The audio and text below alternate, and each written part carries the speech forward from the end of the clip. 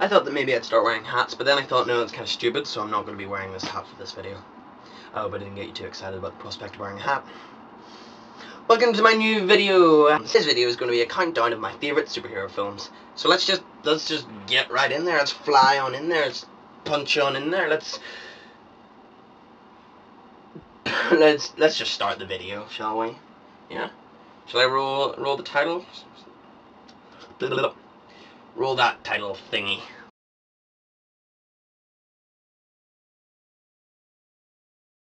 I should probably change that now that my hair is shorter and I don't have wings anymore. I miss my wings. Number 5 is the recent Man of Steel, which I just freaking loved. I've said that previously in videos, but if you haven't seen it, go see it. It's probably still in the cinema? No? Actually, no, it's probably out now. Wait for it to come out in DVD and watch it then. It's really good. A lot of people have been all like, no, not for me. But I don't get that. I just think it was awesome.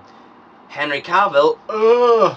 I love Henry Cavill. If you've seen my previous videos, then you know that I have a bit of a man crush. Screw that, a huge man crush on Henry Cavill. Henry Cavill is so handsome. And if anything, that should be enough reason for you to go see Man of Steel. So you know what? Go see Man of Steel. Go see Henry Cavill.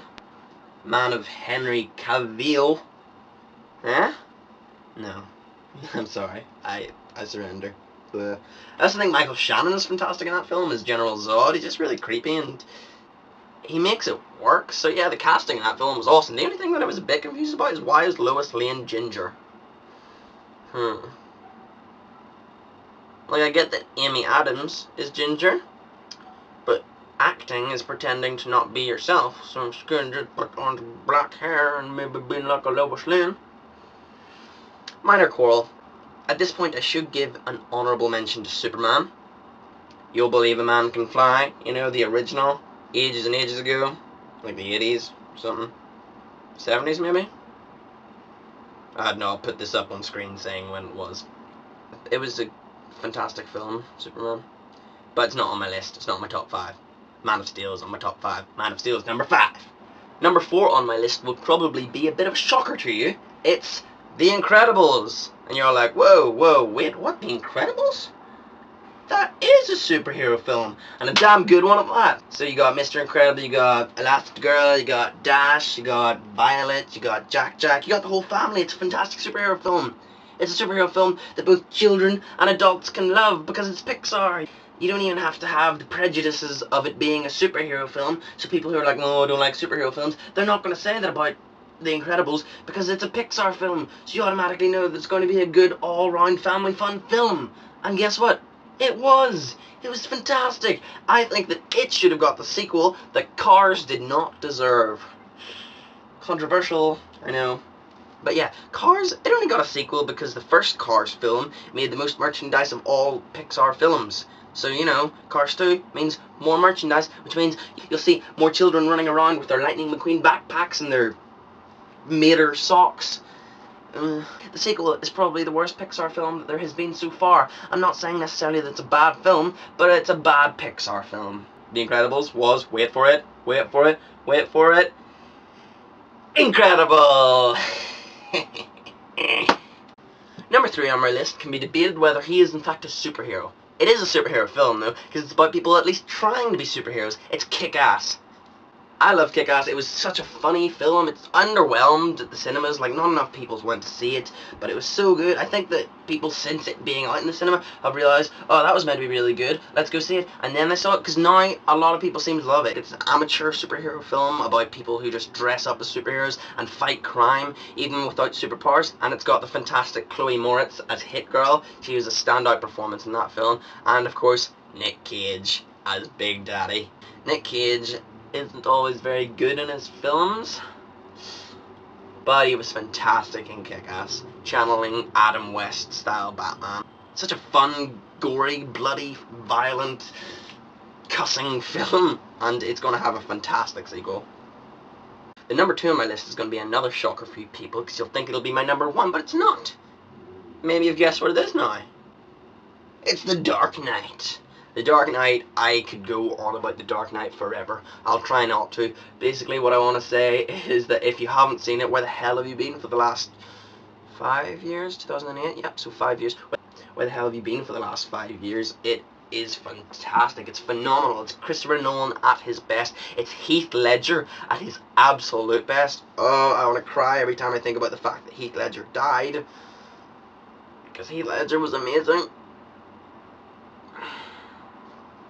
I'm not going to disrespect Heath Ledger at all, I'm not going to make jokes about it. It was genuinely a fantastic performance, and I'm very sad that he died. The Joker was a fantastic character. It's actually what made me obsessed with Batman. I loved the Joker in The Dark Knight. Made me love the Joker for a while, for about a good year. I was obsessed with doodling and just everything Joker related, and that's what got me into loving Batman as much as I do. So really, The Dark Knight has perhaps shaped me into who I kind of am at the moment. I know that seems really dramatic, but I'm known as the Batman guy in my school pretty much, because they all know that he's that guy who's obsessed with Batman. I've got a Batman backpack. I even went into school one day in a Batman costume because it was a non-uniform day, and I thought, why not? So that's all spawned from my love of Batman, which spawned from my love of Joker, which spawned from my love of Heath Ledger's performance in The Dark Knight. But that's not all that was fantastic about it. The storyline was brilliant. It was brilliantly written. Plots, twists and turns that no one expected. It was fantastic. It's also that rare thing which is a better sequel. Batman Begins was fantastic, but The Dark Knight was definitely better. Sudden change in the camera angle, I hope that's okay for you. Don't get too upset, it won't happen again. Because we're on number 1 now. If you didn't see this film coming, then you probably saw The Dark Knight coming and then thought, maybe this will be number 2. Ooh, I just said something about The Dark Knight coming. Avengers Assemble is my number 1 superhero film of all time, because it's just so fun, and it's got lots of fun superheroes in it. The wonderful Joss Whedon was in charge, and he nailed it, he really did, because he's got all the characters there, and they're all portrayed so perfectly. He directed it fantastically. The storyline is good fun. I'm not saying it's the most clever film ever, but the fact that it's got loads of superheroes in it, and they're all having fun, and we're having fun watching it, it's entertaining, there's comedy, there's action. What's not to love? The one thing that I didn't like about it is the fact that the Hulk is kind of used like their Pokemon. I loved the portrayal of the Hulk throughout. I think it was fantastic, the best one yet perhaps. But near the end, in the big final battle, this isn't really a spoiler, so if you haven't seen it, where the hell have you been? And also go see it. His line, my secret, I'm always angry. And then he turns into the Hulk. Just so that he can go fight the giant monster.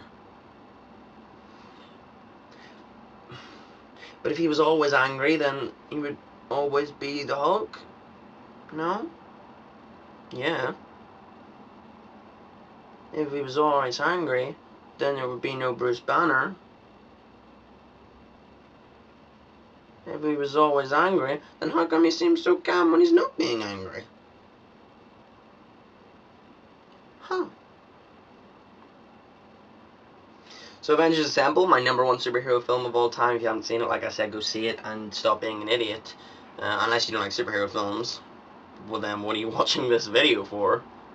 This is a weird video to watch if you don't like superhero films. Is it just so that you can then comment underneath saying, I don't like superhero films and I disagree with you? That's the end of my video. Hope you've enjoyed it, and if you have, leave a like, leave a comment, maybe add it to your favourites if you think I'm worthy, and most of all, I would really love you to subscribe to my channel. A lot of my subscribers aren't watching my videos, but that's not their fault, it's YouTube's fault, because YouTube's being a poop. Not that YouTube's going to watch this, but YouTube, if you're watching this, you are a tube, and that you should fix things. I'm such an idiot. See you next time, bye-bye.